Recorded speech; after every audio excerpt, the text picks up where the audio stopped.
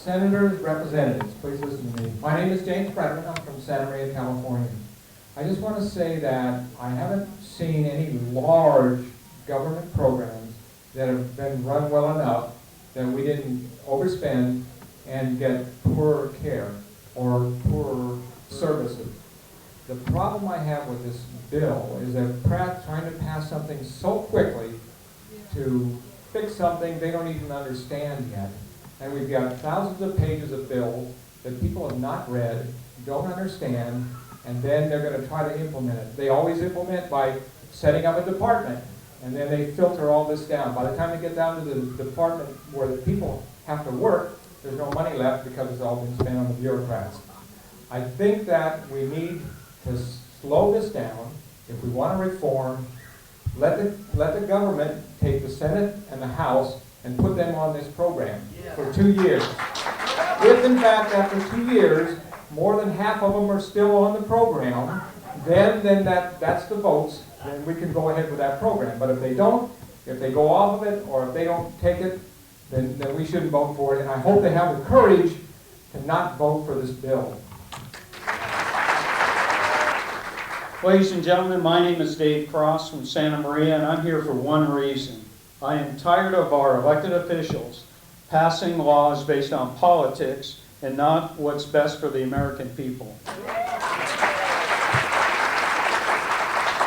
Government should not take over health care.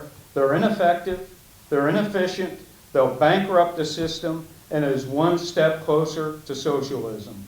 Thank you. I'm going to take a liberty here. Pat really doesn't have a chair.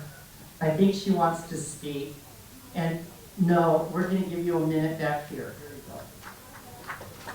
go. Okay. Many will know that I recognize that I started Right to Life in this area for the Central Coast. And I'd like to hope you all realize what that really means. And when they are talking in Washington of reproductive health care, you have to know that that means there will be abortion allowed for any and every case, and whether you want it or not. It's going to be funded if this bill passes, and parents will have no rights. Even the girls will have no rights. The fathers will have no rights. Grandparents will miss their senior grandkids, and society is on the way down because it has been going on for so long. Most people do not realize that Santa Barbara, San Luis Obispo, and Ventura County have been funded by their Planned Parenthood organization that got $14 million in the bank 2 years ago when I last saw their tax return. Why should we keep funding them and expanding their intent to control the people of this country? It's a national and international organization. So please realize what you're asking. They're asking for us to fund throughout the country and the world. They've already voted to live in the world. Thank you, Pat.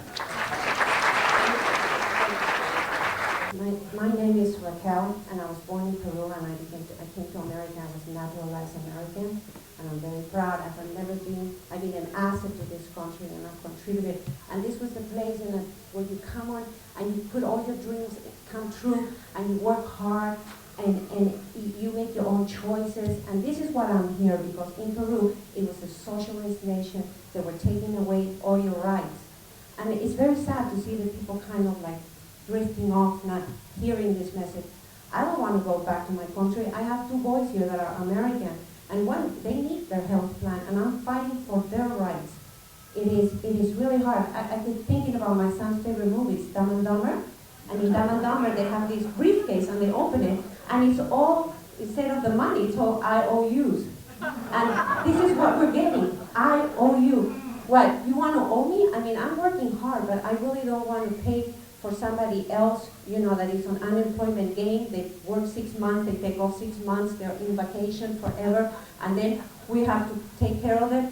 I mean, Obama says that he can cover up like 40 people that are uninsured, which is, going to raise our taxes. We're getting taxes even on the sugar.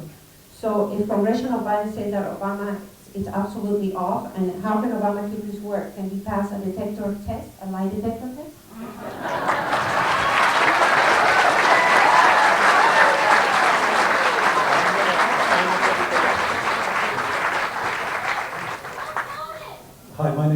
spoken, and I'm an immigrant myself. I appreciate this country tremendously. I will oppose socialism. I've lived in it. I know the system. My brother is a Canadian citizen. He came to the United States on a business trip, had a heart attack in Houston, and his insurance, travel insurance, said they'd fly a jet from Toronto to take care of him, flying back to Toronto to fix him up. The jet came, but they waited in Houston for 3 days because there was no hospital bed for him in Toronto. 3 days he sat there.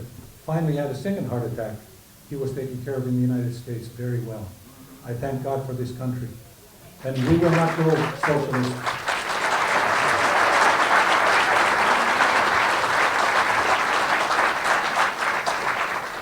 I thank Mr. Caldwell for hosting. Hold it up. I'm Monty Casper Dietz. I'm a physician widow. I was a young widow, and I budgeted in order to find the health insurance program to cover myself because I needed coverage. I knew I couldn't go without. I am now a Medicare and a Social Security recipient. I budget as well to get my secondary health insurance. I have chosen a doctor whom I trust and whom I wish to stay with, and I always want to have that choice. With the programs threatened as underfunded now, with Social Security and our Medicare threatened always between elections and election time that it will run out, many of us are very concerned. The out-of-control entitlements and bailouts being promoted by our present administration are awakening a sleeping giant.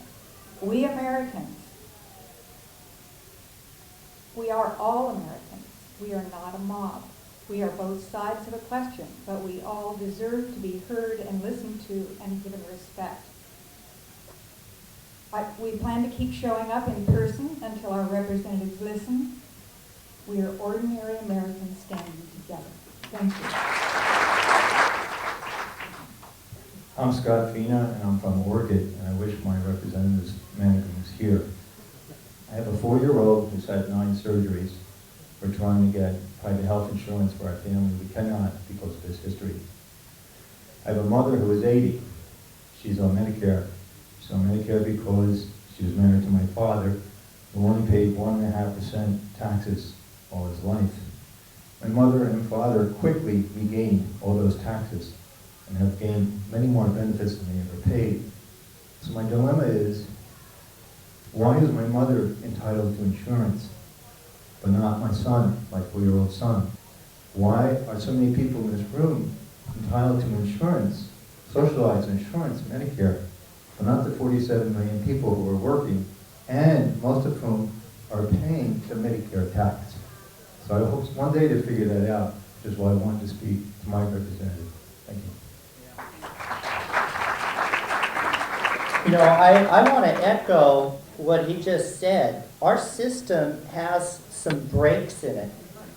There are people, the insurance companies dump people that run up the bills. They won't cover people who they know are going to run up the bills. So we need reform. No ands ifs about it. The question is what reform is right? All right. My name is David Robarts. I'm a Cal Poly student. The biggest issue I see here is that there's $1 trillion bill to this healthcare, and we're covering somewhere around 50 million people. It doesn't take a college student to realize that that's $20,000 for each person that doesn't have coverage right now, or $3,000 for every single American, those that are already covered and those that aren't. And I don't see how anyone can call this cost-saving reform when it costs this much. And you know, there's lots of other issues about, you know, various things that maybe we think should be covered or choices we should be able to have, but how can we even have this discussion about cost-saving reform that's not saving any costs? Thank you.